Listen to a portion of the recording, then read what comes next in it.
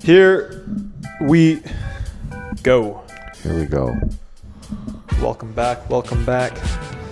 I went to the gym this morning. I'm doing 195 on the bench. You are? Yeah, so I got to get up to what? 225 is your goal? 225. Yeah. 2 plates? Yep. You got a spotter? I have not. Once I start getting up to... Oh, drop it on your neck. I know. Don't die. All right, you ready? Yeah, I'm ready. Okay, here we go. All right.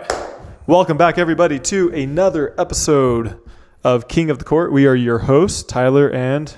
Jimmy Miller, the one and only Jimmy Miller. Everyone was asking me. We had quite a few fans out there. They said, "Where's Jimmy?" And I said, actually, he was out here just a couple days ago. Yeah. But he was not out there for very long.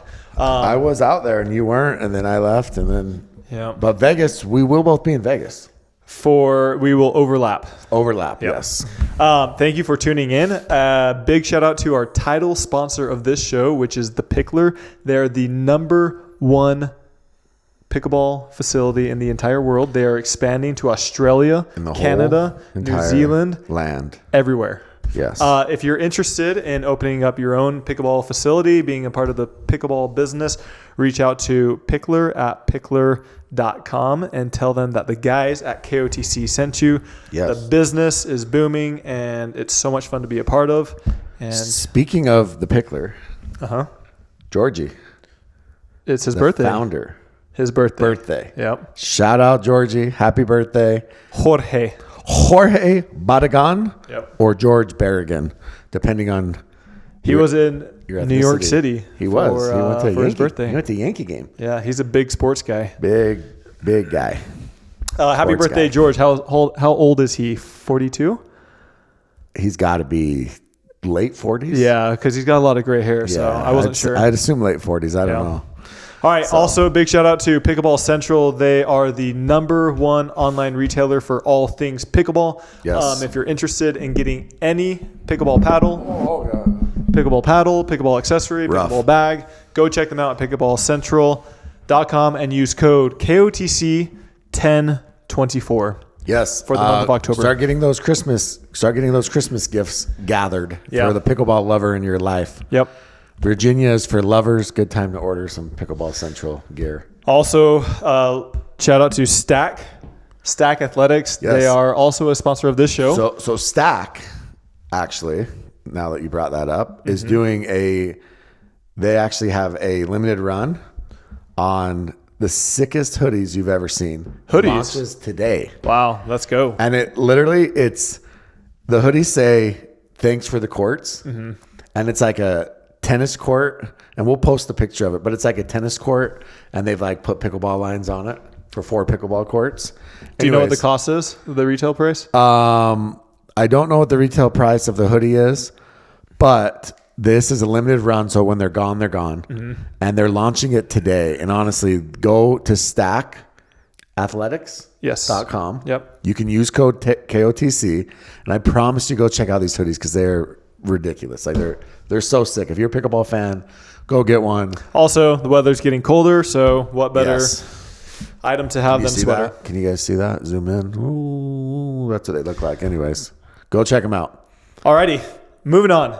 So this last week was a tournament. Surprisingly, it was in Virginia Beach. Virginia Beach. What'd you think? Contrary to what you said, it is a little bit reminiscent of Daytona, but I did not think it was to the same level. I felt like it was a little bit higher end. Higher end than Daytona? Yeah. Wow. Daytona is really beneath you. Have you been to Daytona? Yeah. Okay. Is it the Speedway? Is that what gets it? Is it the rednecks and the... Well, the Speedway is nice. The Speedway is nice. The thing about Daytona... outside of the Speedway is Daytona has that law where you're not allowed to wear sleeves or have all of your teeth. Yeah. So that's the difference. Are you required to inhale certain substances as well? I think so, and I think Virginia Beach is on that path, hoping someday to get a Speedway, I guess. Okay. Did you see the troll on the side of the road? Big, giant wooden troll on your way to the venue? I did not. There's like this massive wooden troll that's like 50 feet tall, and people are like taking pictures with it. Maybe I did. Was it by the aquarium? Yeah. Yeah, I think I did actually. Yeah. But what was cool was, I mean, it's a military base, and so there's a ton of helicopters. It was like modern, real life Call of Duty. Like, see these massive choppers come in with like these missiles on them. Crazy. Were you like looking for cover? Or? I was actually thinking about it because there's tension in the Middle East and Europe and everything like that. I was like, I don't know if this is the safest place to be or the least safe. Or is it a target? Is it a target? Yeah. And so that's a good question. Yeah. Do you ever sit like in like meetings, boring meetings, and you're like, if somebody came in right now, what would I do? Exactly. As long as you're faster than the people around you. Well, yeah, that's the thing is like, yeah. Okay, we got started in Virginia Beach. As Jimmy said last time, it was at a park. It was a pretty nice park, though. They had probably 30 to 40 courts. Yeah. I think on the website it said they were only using 30 courts, whether or not they had more than that or not. It's right next to a water park and an aquarium. Yeah, yeah. So did you go to the water park? I did not know. I saw it, but I don't know if it was open or not. I think it's haunted. Yeah. Same. Yeah, it's a cool park. Like tons of courts. Clearly, pickleball in Virginia Beach is very fast growing. I heard that it's packed. Yeah. Like all the courts are packed. When we were there for MLP, we were using, MLP doesn't use as many courts. Yeah. We were using championship court and grandstand, and then obviously those practice courts behind it. Uh-huh. All the other courts were full Yeah. with people like Yeah. rec players. Yeah, that's awesome. Yeah. So Love to see it. And then I've heard that next year their PPA is planning on going back. However, they're planning on doing like a roof structure. So the sides will be open, but it'll have a kind of roof. like Daytona. Yeah. They're well on their way. They're well on their way to becoming Daytona. Exactly. Interesting. That doesn't shock me one bit. Okay. The first day they had weather issues on and off. And so that was a little bit of a not great thing. But then after that, it was pretty much great weather for the rest of the week.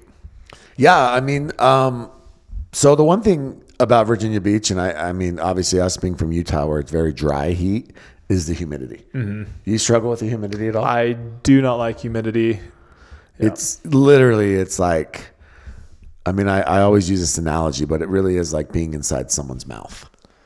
Okay. Like you're playing pickleball. You couldn't say a steam room or something? No, it's like you're playing pickleball inside someone's mouth. Okay. Well, the inside of your mouth is 98.6 degrees. Okay. Saw that on a commercial once. Anyways, it's very humid there. We obviously have a lot of players that have gland issues. Mm-hmm. And I can only imagine how many shirts they were going through. Yeah. So, but other than the rain where it was start, stop, mm-hmm. it was great weather, right? Like the weather was mid-70s. Yeah. No rain. Yeah. Speaking of the weather, we need to talk about this really quick. So the first day, progression draw started on a Tuesday. So qualies are on Monday. Yeah, qualies are on Monday, yeah. Main draw started on Tuesday. Riley Newman. So Riley Newman did not know that he was actually playing on Tuesday. Mm-hmm. He thought he was playing on Wednesday because his men's match started on Wednesday. Mm-hmm. So I guess his partner in his post-game interview, Jackie, shoots Riley a text and says, "Hey, what time will you be at the courts?" Mm-hmm. And he said, "Oh, I land. They're supposed to play at 12." He said, "I land at 2:45. Mm-hmm. Why do you want to practice?" Yeah. And she said, "We play at 12, and they actually just moved us up an hour or two." Mm-hmm. And he was like, "What are you talking about?" She's like, "Riley, we play today." So one, Riley needs a personal assistant because as a professional, that's a pretty big blunder, right? Well, then it starts raining, and it starts raining and then stopping and then raining, stopping. Matches are being moved. They're being pushed back. Riley makes it to the venue, literally walks onto the court straight from the airport with 1 minute to spare. Yeah. In their first round match.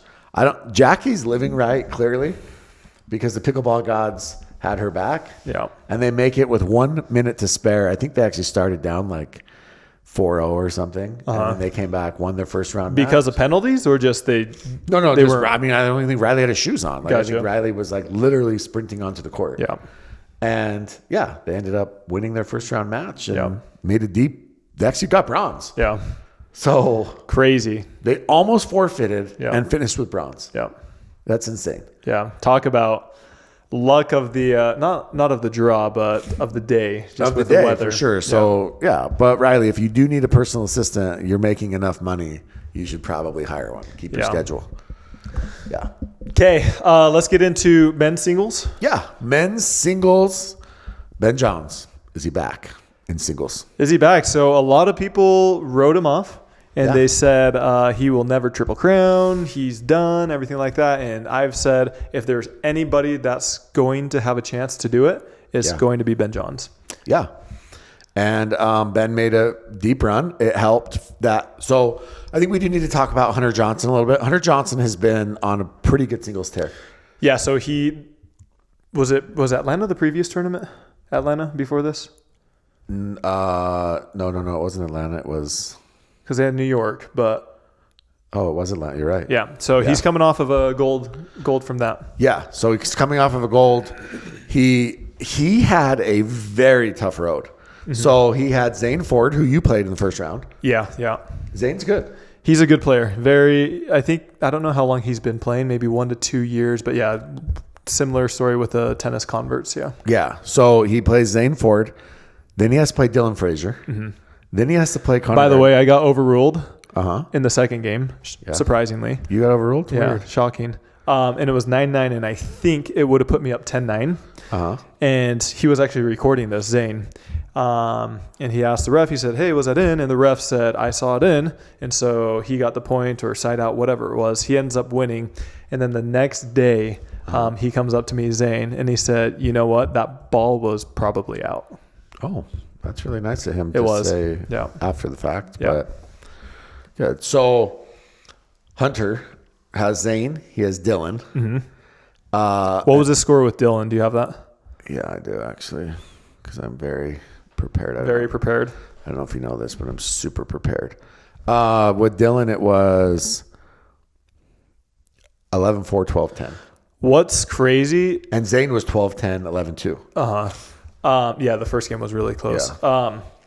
Dylan, I mean, he's a great singles player, but I don't think he's even made a semis or finals outside of the beginning of the year, and yet he's still number 4 or 5 in the rankings. Yeah, so the very first tournament of the year, crazy. he won it. Yeah. And then he's kind of been, Yeah. And then he has Connor Garnett, who in that Connor Garnett match was kind of interesting. Yeah, so Connor played him in Atlanta, and it was a very similar story. Yeah. It went 3 games, and Connor was up in the third game. I almost want to say like 9-5 or 9-6 or maybe even 10-6, and Hunter comes back to win for gold. Yeah, and so in this one, Hunter ended up beating him 11-4 in the third, but in the second game, Connor was up like 8-4 or something. So real quick, I mean, we'll talk about it as well, but line calls. There was a ball that Hunter called out initially, and Connor was like, I'm going to challenge that. And Hunter looks at him, and he said the ball was 3 inches out. Yeah. And Connor's like, no, it wasn't. And so he challenges it. Okay. It takes like 2 to 3 minutes. Something's going on. Yeah. And the refs come back to the court. And they're showing the replays on the screen now. They are. So you can clearly see. And the refs come back and they say technical difficulties, the call is negated or the challenge is negated. But yet at the same time, right before the ref starts talking, they show the ball, and the ball was clearly, maybe even on the inside of the line. So 3 inches to Hunter Johnson means something different. Yeah. Okay.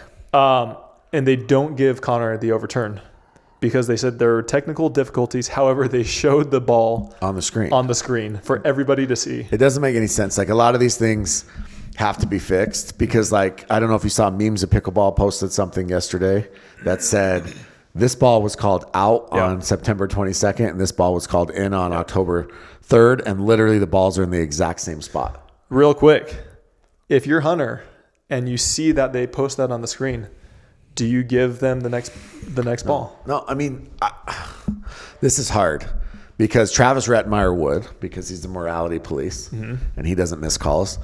But I think it's tough because I think that, I don't know, dude, that's a really hard, because in soccer, for instance, if a player is hurt in a soccer match, right? And say they lose the ball, the opposing team usually just kicks the ball out of bounds and gives it back to them. You know, but in like a football game, you don't see them just turning the ball over, or you don't see. So I don't know. I think it's tough because you feel like your job as a player is to do the best that you can. Yeah, but when they're showing you literally But when the they see the evidence of the replay, ball, almost on the inside of the line. that'd be tough. But I can't see a player on tour doing that. Oh, there's certainly some. That would give There's it back some that to would him. do it for sure. Vivian yeah. David? Probably, yeah. Like, what would Jesus do? WWJD? Yeah, exactly. I mean, Anyways, that was a pretty heated match, pretty close match. Yeah, but Hunter he pulled. yeah, it Hunter out. pulled it out. He had a great cheering section with Ryan Dowagen. He was calling that match and also cheering for Hunter at the same time. Is that a conflict of interest? There are so many. I don't know what a conflict. He of actually interest played is. in the tournament. He played in the tournament. He's the GM of a team. GM of the and- team. He has a podcast. Yeah, I don't know. And he's calling matches and clearly openly cheering for certain players. Is that a conflict of interest? I'm not saying it is or it isn't. I'm just, You would think so, but yeah, you're seeing it all the time in pickleball. I mean, Dave Fleming openly cheers for the Johns brothers. I mean, okay. He cheers when there's good points, and they hit a lot of good points. So Okay, maybe that's what it is. But this was clearly cheering for one player over another. okay, Or when Adam Stone starts calling Tyson McGuffin crime dog like they're best friends, or Deckel. hey, maybe that's just his nickname that he goes by. Yeah. I don't know. I honestly, I think announcing is a very difficult job. And I Yeah. think that you're not going to ever keep everybody happy. Mm-hmm. Some people want you to shut up during points. And then what happens is you have say you have a point that lasts 2 minutes long. Yeah. And then you have 10 seconds between the next point to talk about an amazing point Yeah. that just lasted 2 minutes. And it doesn't do it justice. Mm-hmm. Other people think you should just talk the whole time. Talk during the point. And, Yeah.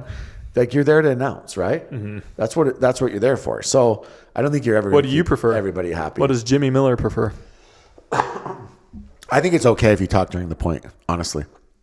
I really do. I think that now should you talk, like, be just chatter the whole time to where it distracts from the actual game? No.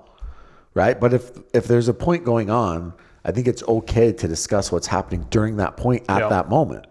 Because if there's a 40-shot rally and there's all these amazing digs and saves, and then you come back and it's like, Yeah. all of a sudden you're like, oh my God, oh, what a great point. What else are you going to say? You can't say anything else about what happened because you have 10 seconds before the next serve. So I think that they should talk. I think it should be okay to talk during the point. It doesn't distract the players. They're far enough away. A lot of times they're in a truck anyways, separate from the court. Except for this time, they were in the stands. They were. Yeah. But normally I don't they're think it's a further away. distraction.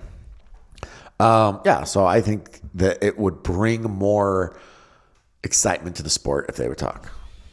Okay, and then Hunter, he goes on to beat Fed, which this is what Fed's tournament of making at least the semis or final. Well, semis. Yeah. So Has Fed lost before the semis this year? No, I don't think he has actually. In fact, I was just looking at Fed's stats, and Fed has. This is kind of wild actually, because I'm on pickleball.com, which, by the way, pickleball.com is, I think it's underutilized a little bit. So Fed has tournament stats. Here we go. You know how many singles medals Fed has in the last 12 months? He's got to have at least 20. Yeah. How many does he have? He has 20. Oh, really? He's 83 and 16 Yeah. in singles over the last 12 months. Overall, he has 17 golds. This is in his career, but still 17 golds, 20 silvers, and 9 bronze. That's insanely impressive. Yeah. I mean, the dude is on just a freaking tear. Yeah. So the one thing that's interesting, though, He was wearing Adidas shoes. he was wearing Adidas shoes. There's some rumors circulating out there Yeah. about Federico. Also, here's another really interesting stat for Fed. In the third or the fifth game of matches in singles, so it's obviously the third game in singles, he's 16 and 6. So take him to a third, and that's when you have your best chances. Yeah. I mean, 16 and 6 is still a high, but considering he only has, 14 losses, Okay. 6 of those came in the third game. All right. So Hunter beats Fed, and then Hunter plays Ben Johns Yes. in the finals. Yes. Yep. Yeah, and Hunter, Ben is Ben. Ben looked really, really good. Ends up beating Hunter 11-5, 11-9. And Fed actually loses To Jaume. Jaume. Now, Fed did have to play 3 matches, I believe. 2 or 3 matches yesterday. Probably only 2 because Rachel and Fed lost. Yeah. But you had to play a 5-gamer. Did you think that was weird that they did the singles at the end? Is that good or bad? I did not see that. Yeah, I wasn't following along. So singles were played at the end. Well, they switched the draws too. Initially, I think they were scheduled for something else, and then they Yeah, because they do whatever Ben wants. Because Ben Johns is actually the commissioner of the PPA. CEO. Ben runs the PPA. Okay, you heard it here. No, we're going to get to that, but literally what Ben says goes. Okay. It's incredible. Right? He makes the rules. It's his world. We're all just living in it. Maybe. I got to talk to him about the number of tournaments then. Tyler, he literally stopped an entire tournament. An entire tournament. Imagine if you had that power. Yeah. Incredible. Okay. So congrats to Ben, Hunter Hunter's gone gold, silver. And Jaume with the bronze. All right. Moving on. Women's singles. Any shocker? Yes, there was. Jeannie Bouchard was up 10-6 against Salome Yes. in the round of 16 maybe. And she did not. She could not pull it off. But that's great to see. Yeah. Kate Fahey, again, makes a deep run. Ends up with bronze. I like Kate. Brooke Buckner's been playing very well. Brooke Buckner took a game off Annalie. She took game 1. And then game 2, it was 9-9. Yeah. She lost 11-9. Yep. So Brooke Buckner almost upset Annalie. Yep. And then Annalie won 11-6 in game 3. It's not like she blew her out. Yeah. And then Caitlin Christian. It seems like I like seeing more parity. I like seeing these closer matches. It's awesome. It's great to see. It seems like the top 4 right now are clear cut are Annalie, Brooke Buckner, Fahey, and Caitlin Christian. Those 4 seems like they're in every. Chow or Zoe, and obviously Zoe and Leia are right there too, always. But yeah, and then Solomon. Women's singles is tough. Tough. Mary Brasha when she plays, she hasn't been playing as much. Yeah. So the parity is good. And Zoe beat Catherine again. Catherine's she's kind of fallen off a little in singles. The other player who actually had a pretty good run, she beat Georgia, was Lane Sleeth. Yes. Yep. And then she lost game 1 to Leia 14-12. So she was right there. Okay, so Annalie, she wins women's singles. Real quick before we move on, we'd like to give a big shout out to C&D Pickleball Nets. At this tournament, they had a wide variety of nets that were being used because we were using multiple courts. And let me tell you, you do notice a difference when you are not using the C&D nets. I promise you that. Of course. C&Ds, they are by far the best pickleball nets available. Go check them out at bestpickleballnets.com and use code KOTC. And we've been teasing this for quite some time, but I think we're able to make an announcement about them in the next 2 to 3 weeks or so. Big news. But yeah, if you're interested in getting the best pickleball net for your house, for your gym, for your church, for your whatever it is, pickleball facility, the Picklers, they use C&D. For your driveway. For your driveway. I promise you, they are amazing. Would you put a net in your kitchen? I think they make mini nets, like 6 foot. Yeah. Those would be great. Yeah. Yeah. So all you New Yorkers out there that listen to our podcast, yeah, put them in your high rise. Okay, let's go into mixed doubles. You touched on Riley being a little bit late, but got saved by the rain delay. Yeah. Any other good matches that you saw? Yeah. So I think that honestly, the best match in the entire tournament was Riley and Jackie. And this was a quarterfinal, right? Quarterfinal, yep. Riley and Jackie against Christian and Catherine. So Riley and Jackie, first of all, they end up squeaking by a thriller against Rachel and Fed. I think they were down 9.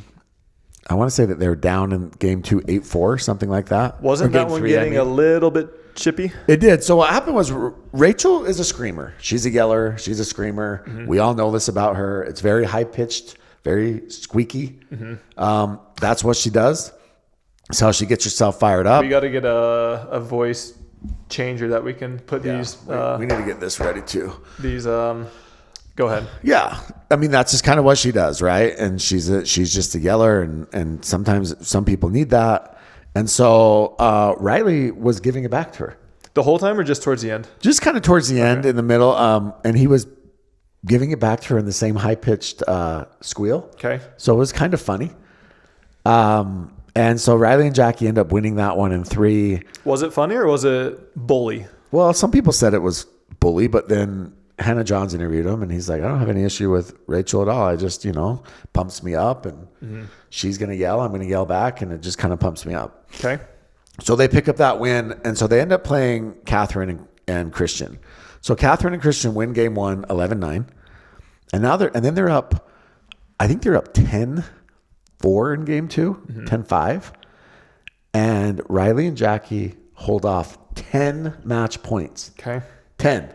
Have you ever seen that? 10? We were talking about this offline, and the most that I've personally had, but I was able to win, I think was probably 7 or 8 match points. Yeah. Once you get past 5 or 6, it adds up. Yeah. So many match points, and they have that movement clock or whatever. It was like a 90-something minutes and for 2 games. Yeah. But at 12-12, this is what I want to talk about. At 12-12, Okay. Christian takes a medical timeout in game 2. Okay. In mixed doubles? In mixed doubles, yep. And so he walks over, medical comes, he says he's dizzy and he's lightheaded. Now, Dave Fleming mentions this on the broadcast, and I actually think it's an interesting point. Is a medical timeout okay to take because of physical fitness? Right? Yeah. Was Christian just tired, or was he really, truly needed a medical timeout? If you're dehydrated or you're cramping or whatever, is that a physical fitness issue? Or is that a legit medical issue? Yeah. And it seemed like the announcers, Fleming, was it Ryan? I can't remember if it was Ryan or Stone. It was probably Stone with Dave. And basically said, they kind of agreed that, should you be able to take a timeout for physical fitness? And essentially what happened was the medic came over, Christian put some ice on his head, ate a banana, drank a Coke and a Sprite, walked off the court for about 3 minutes, and then came back and seemed like he was ready to go. Now that just seems to me like it's a physical fitness thing as opposed to like did he make the phone call then as well? And then he gets a phone call. Yeah. Then it was weird. Then he picks up his cell phone. So you're not allowed to have smartwatches when you play, allegedly. Yeah. So yeah, then is it fair to get on the phone during a timeout? Now, look, I get it. A family member, if they're checking on him or whatever, I think his dad's a doctor. But the reality of it is, it's not really fair play to jump on the phone. What if he's getting coaching? Well, you can get coaching during medical timeouts. On the phone, though? Well, I mean, in person you can. Okay, but can you jump on a cell phone? I don't know if there's any rules against it. That seems like, to me, like there should be a rule against getting on a cell phone. He wasn't dying. He literally ate a banana and drank a Sprite. Yeah. And went back on the court. He doesn't have diabetes like Leia. He was tired. It was a long match and he was tired. So the question is that should that be allowed for a medical timeout? Yeah, I mean, I don't know what the correct ruling is, and I would imagine they will clarify this in the upcoming weeks. My personal opinion. And was that just gamesmanship? My personal opinion is that no, you should be in the required fitness, physical state to compete. And if not, then you either need to pull out or just fight through it. Yeah. I've always wondered that because there are times when you do play in these hotter conditions that the refs say you are allowed water breaks. Yeah. But why should you be allowed a water break in this area versus this area? Obviously, the temperatures are going to be hotter, but at what point do they say, is it 90 degrees, 92 degrees, 100 degrees? Well, the other thing is most of these players anyways have their water and their towel on the side of the court and they walk to it after every single point anyways. Yes, yeah. And so if they're allowing that, I don't understand why he needs a full medical timeout. If you need a full medical timeout at that point, then you're probably not fit to continue. If he rolled an ankle, if there's something else happening, if there's some sort of injury, you pull something, right? Yeah. That's different than just being like, oh yeah, I was feeling lightheaded. Well, you're feeling lightheaded because you literally been on the court for 90 minutes. And again, that unfortunately should have hydrated better. Yeah. And so he takes that timeout. They come back. They still lose the game.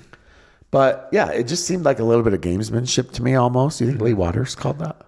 Did that come from Lee Waters? Shouldn't she be wasn't she on the bench? Was she on the bench? Did she tell Christian, hey, take a medical? I don't know. Because Annalie did that when she was getting beat and had diarrhea. Did you see Lee's Gucci shirts? Some of them. Did you see the green? I did not see that full one. green outfit. Well, that was Fila, isn't it? I don't know. I think that one's Fila. I don't know what it was. Annalise worn that one before. You think she wore the same one? The same style, but not the same You don't think actual. they share? You don't think they share? I don't know. Oh, okay. Anyways, the green was an interesting choice. Are you allowed to wear green after Labor Day, or is that just white? I think it's just white. Okay. I say there should be a rule you can't wear green after St. Patrick's Day. Okay. All right. Anyways, Riley and Jackie win game 3, despite Christian's medical condition. 11-7. I mean, that was exciting match. I think it was 2+ hours. Hey. You've been in a couple of those marathons, right? Yeah. And then Ben and Annalie beat Gabe and Jesse. And then in the semis, Ben and Annalie just kind of rolled Riley and Jackie. Yeah. I actually didn't think that Riley and Jackie played bad. I just think that Ben and Annalie are that good. And so we get to the finals. And Ben and Annalie against J-Dub and Georgia. We've seen this one before, right? And 11-7, 11-7. They lose game 3, 12-10, and then they win 11-3. Yeah. I think the JW and Georgia style just does not match up with Ben and Annalie. I'm telling you, the teams that routinely play against Ben and Annalie, Ben and Annalie love. Yeah. They love playing against those teams. They might lose 1 out of every 10 or 20 or 30 matches. Yeah. But for the vast majority, they're going to win those. Yeah. It's the teams in the first few rounds that might upset them. Yeah. Or like this, for example, Riley and Jackie. This is the other thing. Riley played the right for a good portion of that match because he hits that little 2E. That's all he hits. Yep. So he can hit that from either side. Yep. And so if Jackie's feeling more comfortable on the left, which we've had an entire segment of 15 minutes long that Jade got jealous of about her forehand. Sorry, Jade. Okay. It's really good. Your sister's forehand is really good. Riley, so Jackie feels more comfortable on the left. You can move her to the left and mix, which is a little bit uncommon, but because of Riley's style, and I think that could throw off a team like a Ben and Annalie or another big upset. Your guy, your man, Andiamo, yes, let's go. Andiamo, yeah, my boy, and Lauren Stratman put their relationship on the line and played together. Yep, and they beat Anna Bright and Andre Descu. And not only that, but they won fairly 12-10, 11-2. Okay, yeah. Beat down in game 2. Yeah. Yeah. So Anna Bright has played with Ben, and she did not win. She's played with Andre and has not won. Her mixed. Andre, they did win. That's when they beat Ben and Annalie in Houston. Last year. No, this year. This year. Wait, Anna and Andre? Austin. Austin. Yeah, Austin. Yes, yeah. okay. Yeah. Yes. Sorry. But who's going to play with Anna Bright moving forward? I'd love to play with her. Well, you played with her before she started dating James. Our last tournament, we ended with a 3rd place. Yeah. She has all the options. She's a top 3 player. She has whoever she wants. Yeah. And then James ended up playing with Megan Dazon. Yeah. The issue that I think a lot of these players are facing is they'll literally give partners, whoever it might be, one tournament. If it doesn't go well, then they move on to somebody else. Yeah. I'm like, I promise you guys need 2, 3, 4 tournaments in a row, ideally, to see how things go. Well, let's look at this. Okay. So let's just look at the top 4 teams that finished. Riley and Jackie started the year together, played 3 or 4 tournaments. Then Riley had like his little contract issue. Yeah. And wasn't playing for a while, but they've played 4 or 5 tournaments together this year, at least. Ben and Annalie have played together for 2 years. Yeah. JW and Georgia have played together since the womb. And I get it. Everyone's trying to look for that leg up, but I promise. But look, though. Declan and Tina have played together all year. Yeah. And those are your top 4. Yeah. Like, there's continuity amongst all those teams, right? 5th place was Lauren and Julian. They lived together. Yeah. So, I think that definitely matters for sure. That longevity and playing together matters. Yeah. And familiarity. So, anyways, moving on. Ben and Annalie, good win. All right. Real quick, big shout out to Vulcan Pickleball. They have the V Pro Flight, which is the ball that all the pros and also the amateurs in MLP and PPA use. People love it. I played this morning and we went through one ball and it stayed perfect the entire time. It was great. If you're interested in getting any pickleballs for your play, go check them out at vulcansportinggoods.com and use code KOTC for the best price possible. Yes, big. You know who loves the Vulcan ball? PPA. Says it's the best ball ever. Who? Jim Kloss. Jim Kloss. He does say that. He loves that Your ball. guy. He loves that ball. He might be in Vegas. I hope so. Should we get a photo op with him? Nope. Okay. No Women's doubles. Women's doubles. Women's doubles played out. I think if you had $1 million and you had to place it on the top three, I think that you would hit all three. Okay. Annalie and Catherine win. Rachel and Anna second. Georgia and Mari third. Right? Third would be up for debate. It would. I mean, Leia and Callie also played in that bronze game. So the big match on this one is that I think that we need to discuss is Rachel and Anna against Tyra and Elise. Okay. So Tyra and Elise are two very, very good defensive players. Extremely good. And so they hung with Rachel and Anna. I would say that Rachel was probably, I honestly thought she played pretty well. But it was just a defensive battle, lots of digs, battle back and forth. We get to game 3. It's 10-11 for Tyra and Elise. Okay. Okay. I thought it was 10-10 when this occurs. Maybe it's 10-10. Yeah. Either way, very close. And when the games get tight, the line calls get tighter. Ball gets hit down the line. Rachel and Anna look. Ball is, I mean, I'm not talking like a 25% hanging over. We're talking clearly on the line, maybe even hanging over the inside of the court. Anna Bright calls it out. Okay. Replay. There's no replay because there's no challenge because they're out of timeouts. And it essentially really was this on GS or center? Center. Okay. Had a major impact on the outcome of the match. Right. And so Anna ends up calling it out and they end up winning 13-11. I mean, the replay, like I said, it couldn't have been more in. Did they show the replay on the screen for any reason? I don't think they did. Now, I will say this, okay? Anna and Rachel are approaching the kitchen. They're in transition, and it goes kind of over Anna's left shoulder. So she is turning to look at it. But as we've been told in other tournaments, that doesn't matter because your eyes look first, not your head. So you actually don't have to turn your head. Your eyes go there first. You don't have to whip your head around. So Anna's eyes were already there. It doesn't matter what her head did. Okay. And so, yeah. I mean, the reality is at the end of the day, it was a hook. Wow. Just like that. It was a hook. When the games get tight, the calls get tighter. That call is not made at 3-3. Okay. Or if it is made at 3-3, nobody's talking about it. Yeah. But it was made at a very crucial part of the match. So, yeah. I mean, what do you think? Should Anna Bright, once she saw the replay, should she go back and say, sorry, like Hunter Johnson or... I don't know. First thing I'd like to say is challenges should not be linked to timeouts. I don't know why they are linked to timeouts. Yeah.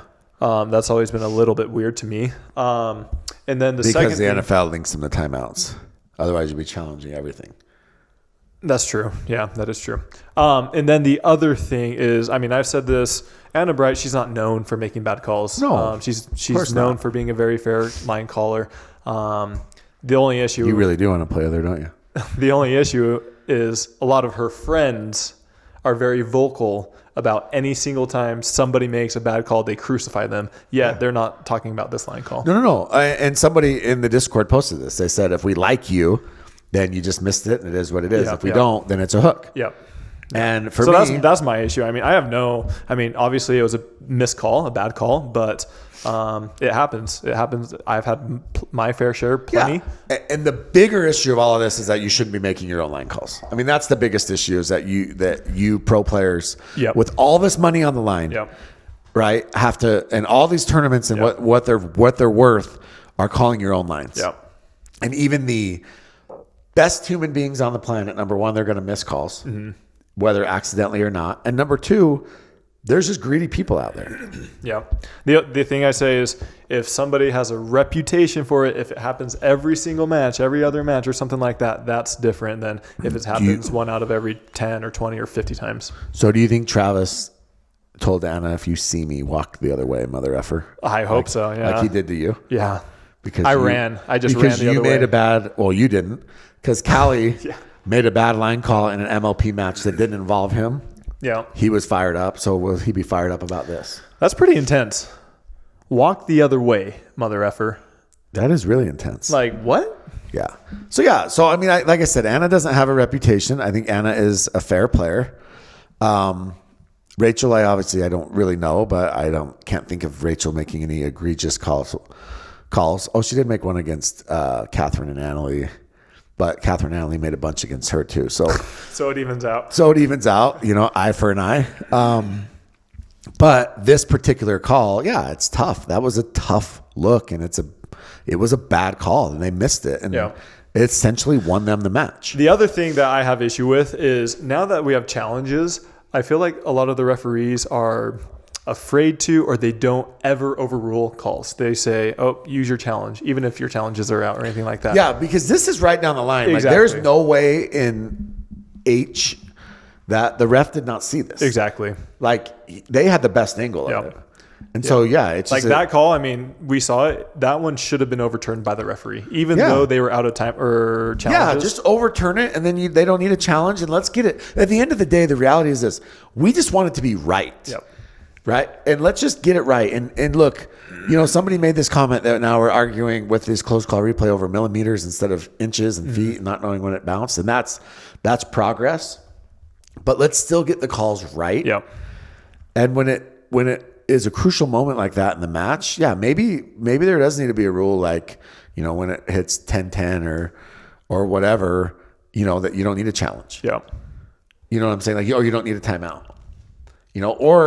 Or the NFL, the other thing the NFL does, now there are challenges linked to timeouts, but the referee inside of 2 minutes, all the challenges come from the booth. So somebody mentioned, and I've had these same thoughts as well, but if your team or your opponents are out of timeouts, you could call close calls because they can't challenge it. Yeah, for sure. And we're not saying that that's what happened here, but So I think maybe if it's like 9, when one team reaches 9, maybe you don't have to challenge, and the calls come from upstairs and close calls. So I don't know. That was tough, but Anna and Rachel ended up making the another finals, and they could not pull off the upset this time.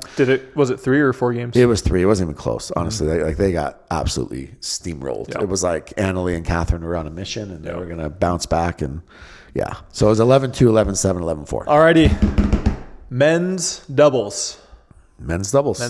This is where we learn that this is Ben John's world. Okay. And give us a rundown. We're all just living in it. So, Ben John, we're going to skip right to it. Ben Johns is playing, and Hunter and Colin Johns are playing Dekel Bar, Hunter Johnson. Mm-hmm. Now, we have been. And this was a nighttime match. Nighttime, as in 5:30ish, wasn't it?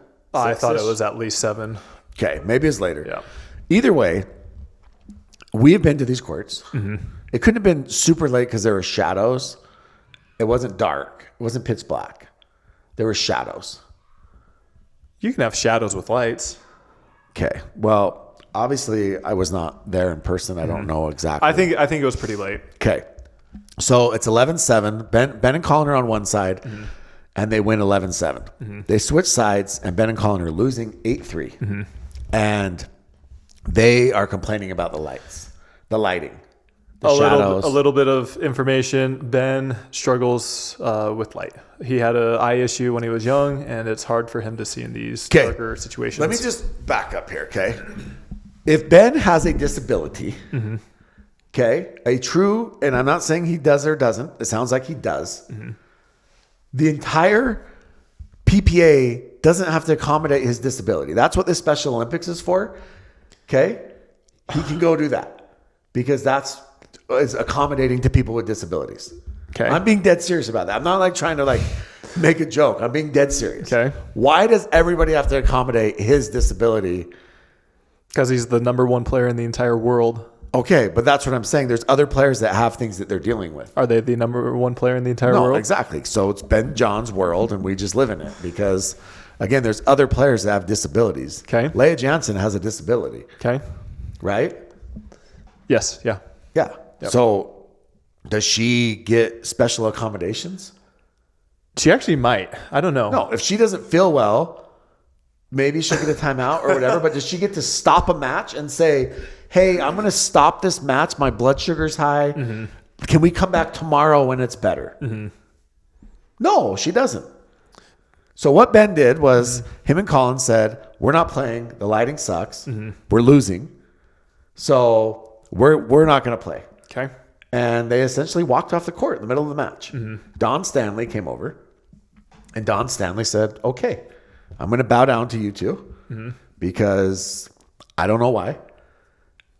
So here's my take on this. Another thing. The night before, 5 matches, were played later than this Ben and Colin match. Okay. 5. How many? 5. Should 4? all 5 of those people? 4? 5. Okay. Should all 5 of those losers be able to file a no contest? Sure. Let's do it.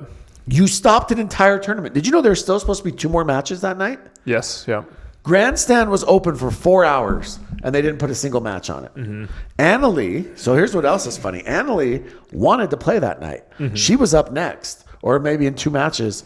She wanted to play. She was pissed that Ben was complaining about the lighting. Yeah. So why are we stopping an entire tournament because Ben Johns has an eye issue? Because then don't play, or like it's not their job to accommodate that. But it is their job to provide a safe environment. Okay. It was safe. Nobody else deemed it unsafe but Ben and Colin, who were losing. Mm-hmm. Nobody else felt like it was unsafe. Declan and Hunter were fine playing. They were on that exact side. They had no issue. Mm-hmm. So why is it only unsafe for those two? And why are those? Well, because one of them has a eye injury. It's harder for him to see. Okay, then where should he go? Somewhere that will accommodate eye injuries. Somewhere that will accommodate the visually impaired. I'm serious. Mm-hmm. It's not everybody else's job to accommodate Ben Johns because he feels like it. Yeah. Like, these dudes cannot get out of their own way. Literally, if you go with Colin's letter, with MLP, with not trying, with like, they cannot get out of their own way lately. It's incredible. I mean, I don't know if you saw when they were playing Fed and Hayden.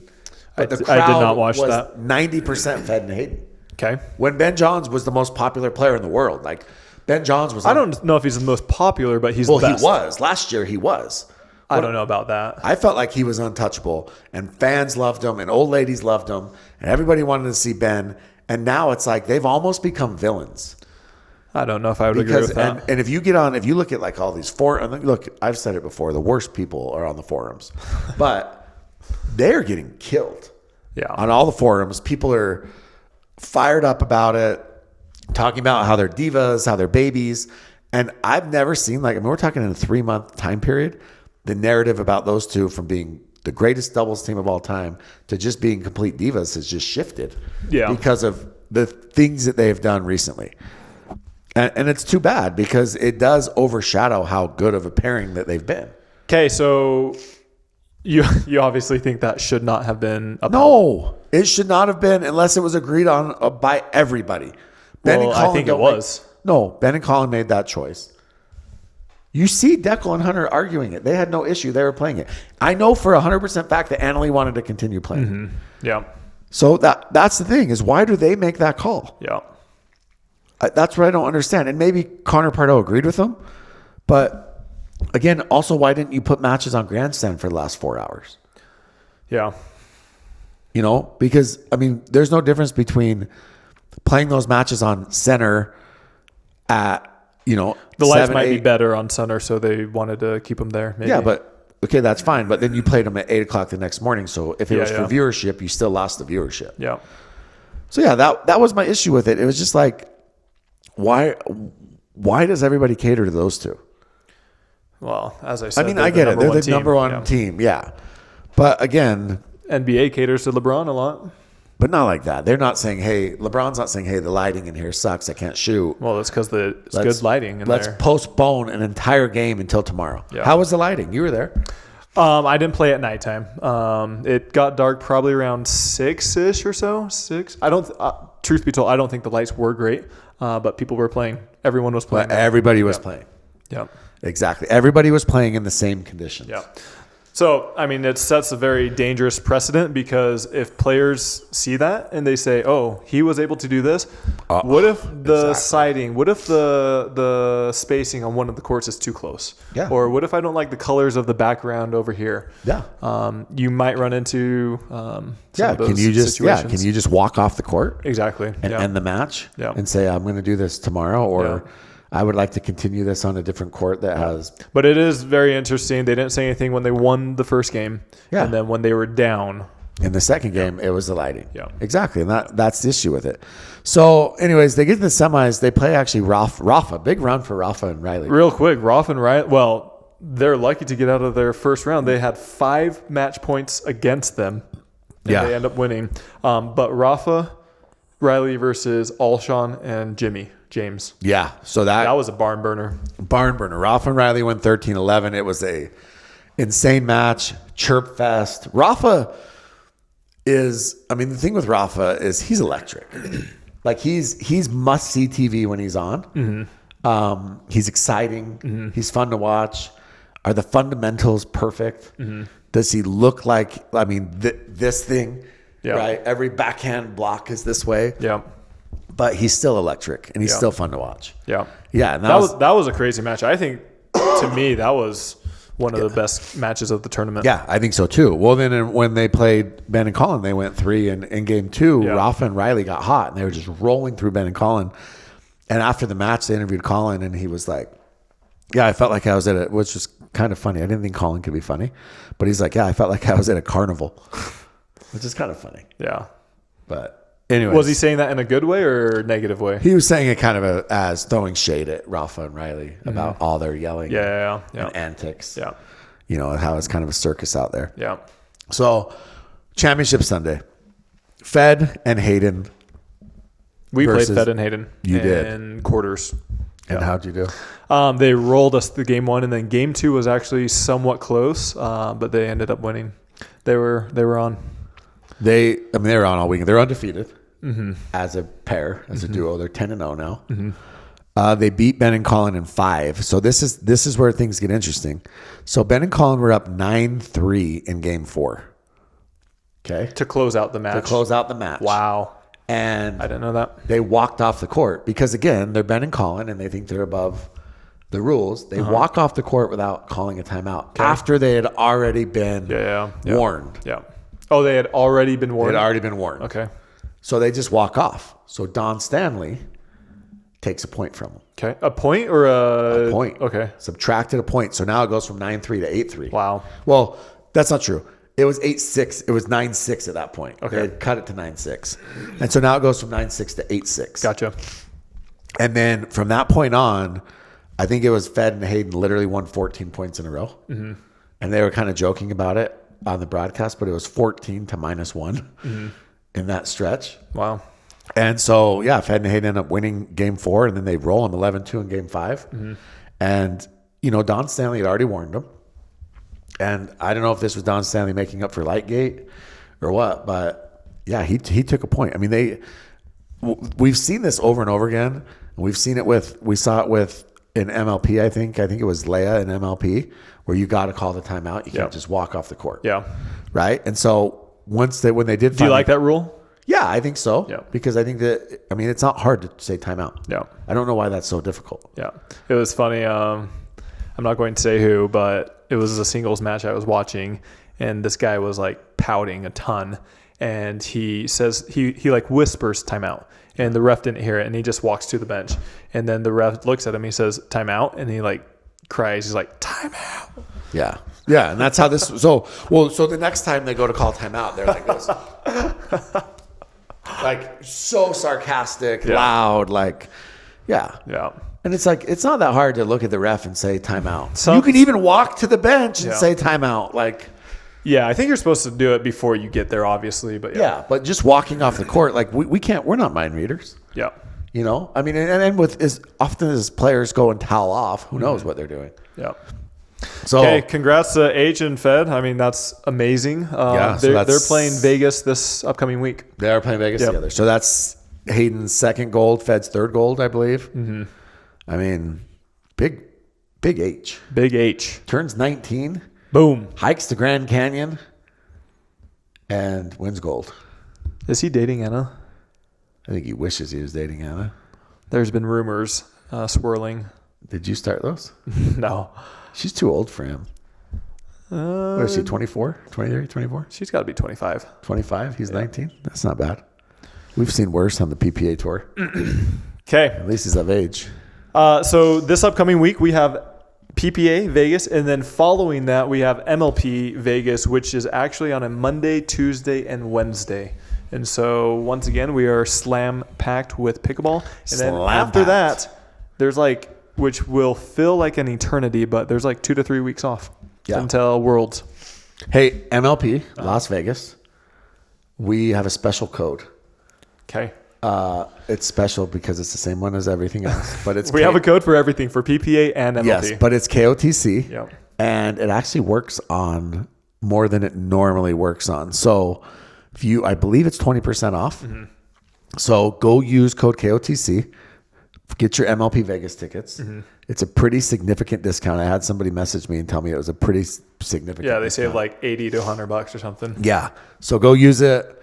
MLP Las Vegas, we will both be there. Mm-hmm. It's kind of a weird happening Monday to Wednesday. Yeah. But it should be a good time. Okay, so there's so much info and stuff going on, but we are skipping to questions. Yeah. If you guys have any questions for us, we normally ask these on our Instagram page at More King of the Court.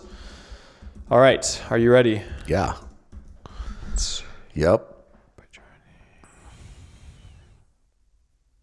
What do you got? There's a lot. I'm trying to filter these right now. Oh, I actually think I got some too, actually. Okay.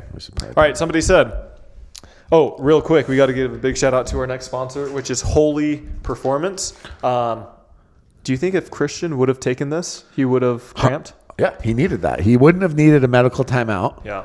The other thing is the pregame actually helps with your focus. Okay. So some of you need that for your line calls. Okay. Some of these pros out there. Yeah. So, yeah, see? My line calls have been good lately. Your line calls. Did you hear that? They've been good lately. Lately? Yeah. Bro, it was New York that you freaking called that one. That was Cali. Stop right now. 4 feet in. Stop right now. That was New York. Stop right now. Get out of here. Okay. Holy Performance. They are a sponsor of the King of the Court podcast. We love them. Check them out at holyperformance.com. Use code KOTC. KOTC. I love the hydrate. It has a lot of electrolytes. It's what I use, what I take, especially in these hot summer days. Actually, we're not in summer anymore, but in these hot conditions, I love it. Yeah. So there's a couple pro players that I've talked to that have serious cramping issues, and they both have taken that and said that they've had no problems whatsoever. Like they're big fans. It's good for you. Check them out. It supports us, supports you, and you're getting the best price possible. All right, moving on to questions. All right, you ready? Somebody said, what happened to the Brashas? It's like they went on permanent vacation. Well, I mean, I think Maggie, it's probably tough to balance school pickleball and an obsessive, overzealous, weird boyfriend like Nick Black. Weird. But just kidding, Nick's a nice guy. But I actually think Maggie's in school. I think she's like finishing up. Might be her last semester. Yeah. And then, I think Mary is just pacing herself to play when Maggie plays. Yeah. Somebody said, actually the same guy said, do you run when you saw Rettmeyer? I ran so fast. I saw him and I just took off. That's so weird to me. I'm sorry, but if it was like beef between the two of you, where like you said something about him, he said something about you, you had run-ins, but to be upset about a line call that your teammate made at MLP is just so weird, and to be that upset about it. You know, I really don't want to keep talking about him, and I feel like after this episode, I'm going to refrain on almost everything with him, but looking back, the way that this was brought up, like the whole thing started was with line calls. And it's just so comical to me that somebody 40 to 45 years old is having these issues with somebody 10 years younger than him. I could not imagine having an argument with somebody that's 10 years, even 5 years younger than me. Yeah, I mean, the age thing is always funny to bring up. And not only that, but it's line calls. As we saw with Anna Bright, she made a bad line call. The reality is it's a line call, and like we said, he made a post when Anna Bright made that, and he said none of these players have bad reputation, and essentially, it sucks that it happened, but the players shouldn't be calling their own lines. And I don't disagree with that, but it is interesting that automatically she gets a free pass. Yeah. Because they're his friends, and again, that's what we all do. That that's a natural thing to do. But I also feel it's like just if you're so gonna, funny that if you're gonna hold someone to one standard, then hold everybody to the same standard. Yeah. Like if you're gonna keep it real and be 100, and then he just continuously attacks me. Yeah, I just Literally think if he just doesn't like attack. you, and that's okay. Which is crazy because you say 95% worse things than me. Yeah, but he likes me. And that's the thing. Like I said, I think Travis and I have a understanding of who each other is, and like I said, he keeps it real, and he says he's going to keep it real. I expect him to keep it real about that line call. Yeah. All right, moving on. All right, and like I said, I will plan on not bringing that situation up moving forward. AB and Riley's out calls. Oh, we missed Riley's. He had an out call too. Yes. AB and Riley's out calls were terrible. Why is the out call still in players' hands? Money. And that, excuse me, that's the biggest issue in this whole thing. Or why I'm surprised that one didn't get more attention, to be honest, because I was watching it and they showed it, and I thought that one was very well. That one was bad too, and that's what I'm saying. Why? Again, that's the bigger issue: is why are the players still being put in the players' What do you hands? say? What? When matches get close. When matches get tight, line calls get tighter. There you go. And this was at the very end of Game 3. Of course it was. It always is. It always is. Okay. Somebody said, if I'm gambling and lose because of bad line calls, John Bros match, I'm going to lose my shoot. Yeah, that's a big deal too, right? Like, again, but... that's why you can't have gambling and have players calling their own lines. Best all-around paddle on the market right now. Obviously, I'm biased. I'm using the Vulcan V1200. But the good news for you is you can go to pickleballcentral.com. Are you wanting... I thought about it. And you can filter through top paddles, best paddles, power paddles, whatever you want. And you can use code KOTC to get yourself the best price possible. And you can also... test them out for 30 days, and if you don't like it, you can return it. Yes. Is it that obvious when Andre... They're bringing up pine tar.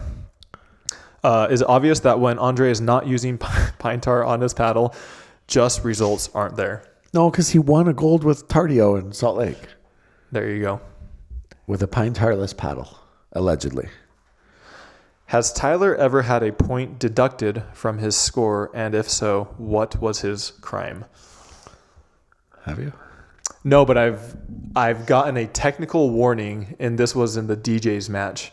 And that's the first or second time that I've ever gotten a technical warning. Remember in that Dream Breaker the Bears had where Brandon French kept getting hindered. I think he had 3 hindrance calls. Yes, I do remember. I was there, yeah. Because he was talking trash. During the point. Yeah. And he was calling out DJ by name. Yeah. Yeah. Hey, I talked to DJ. You did? Yeah. Are you guys good now? We're good. But calling it out by name is Yeah. just so funny to me. And they're like, it's not, what did they say? They said it's not normal communication within a point by calling the opponent's name. Oh, gosh. These poor refs, the stuff that you guys put them through. All right. Somebody asked a question about Colin Johns that I'm going to skip the first part. And then they said, is Jaume the most athletic 31-year-old in sports history? Well, I don't know about sports history, but That's a pretty bold claim. He is very athletic. He's athletic, yes. But that's a very bold claim. Same guy says, are Hayden and Fed the best men's doubles team right now? 2 tournaments and 2 golds. It's hard to say the best. I think you need more longevity and you need a longer, it's a small sample size. Mm-hmm. But they definitely, are proving that they're very, very, very good and they're a threat every tournament that they're in.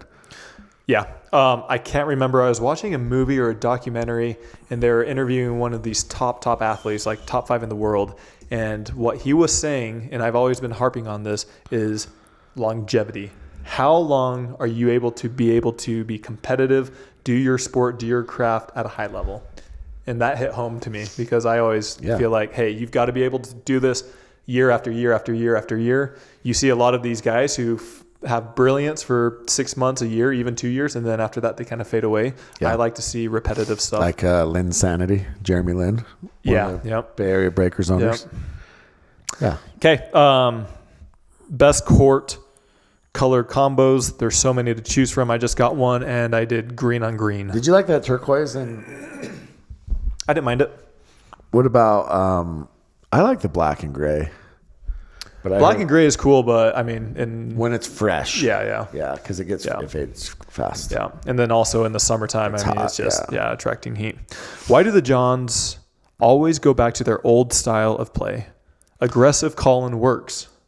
Yeah, I agree with you. In fact, in that Hayden Fed match in game 1, they were very aggressive. And then it was like the next 4 games, Colin did not speed up a ball for the next 4 games.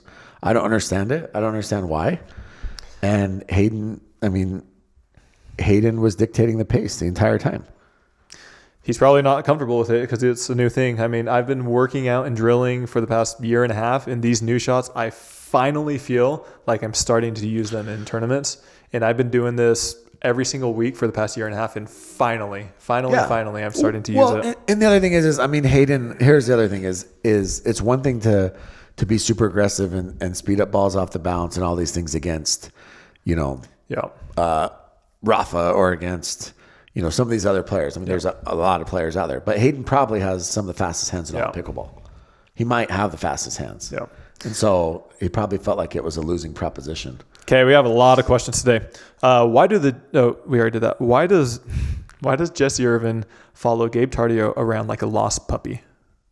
Oh my gosh. I don't think Savage. I just think they're friends. Aren't they?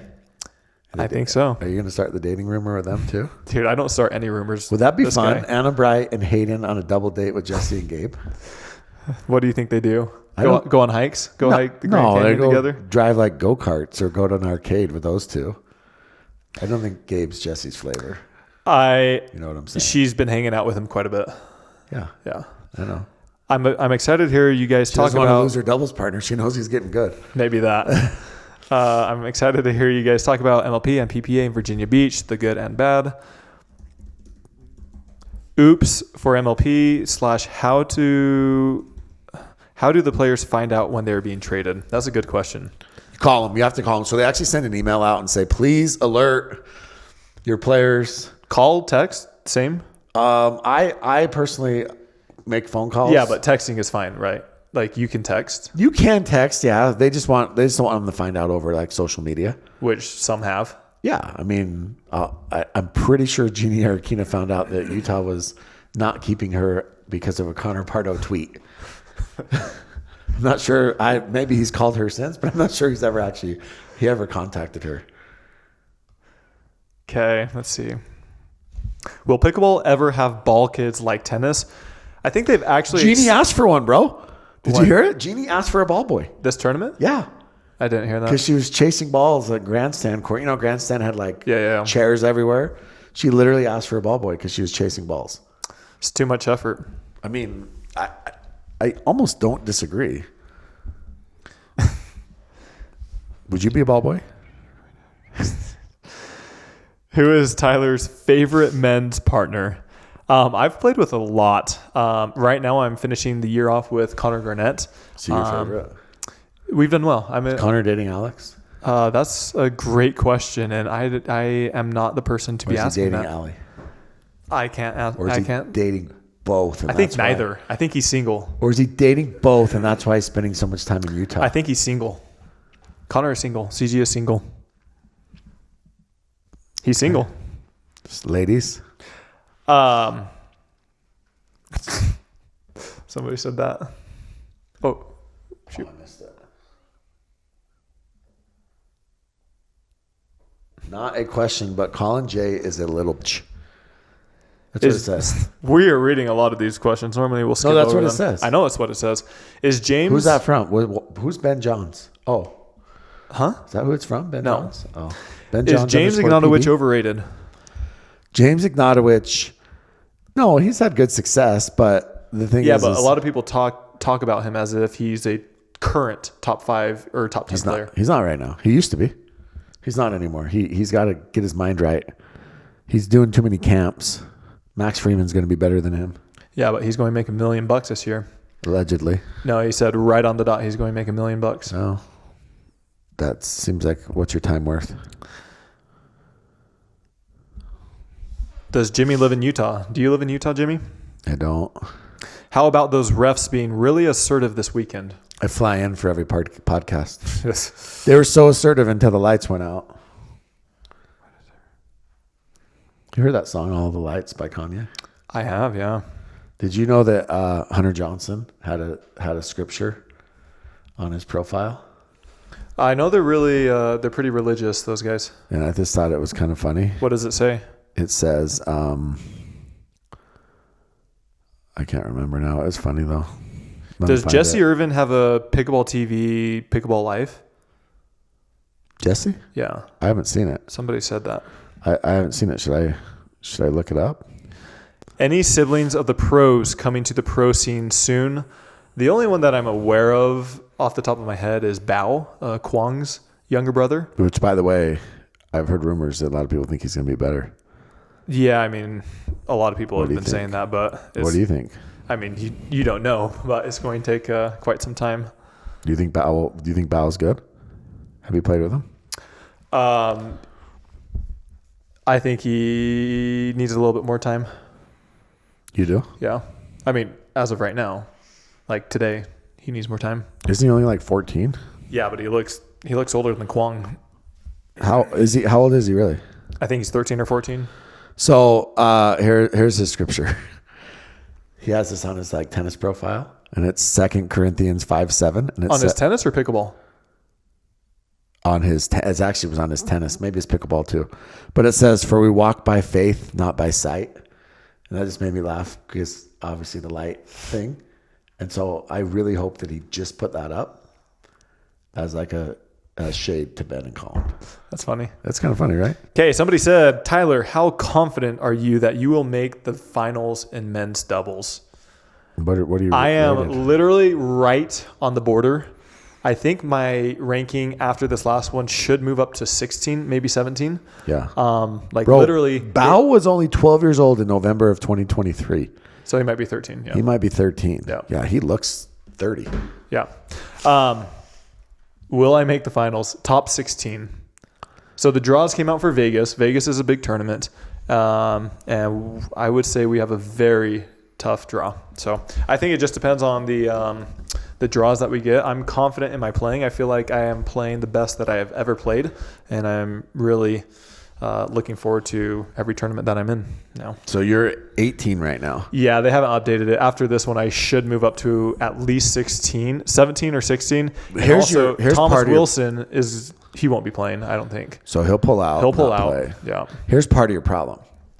Every point you get in men's doubles, yeah. Connor Garnett gets the same point. Yeah, he's ahead of you. Yeah, he'll be in for sure. And he's ahead of you though. Yeah. So that means you really have to jump 2 people instead of 1. Yeah, but are you taking Thomas out of that as well? Yeah. So you still have. Yeah. So you'll still have to jump.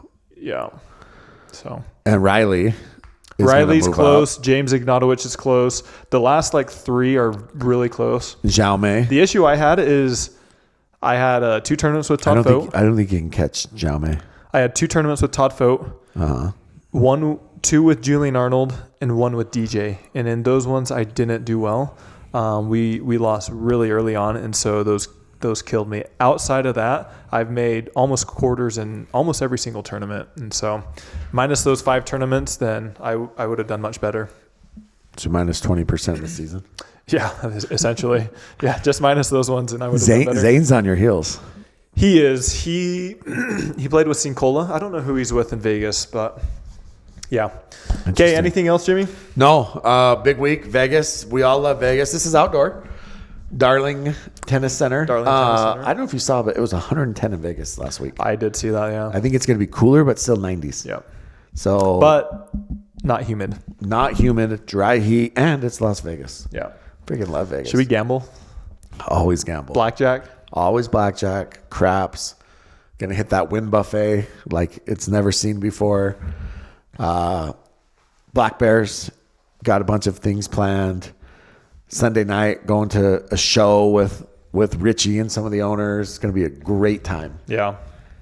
Where are you staying? This is the last MLP event of the year, unless you're making it to the finals. No, Miami. There's Miami.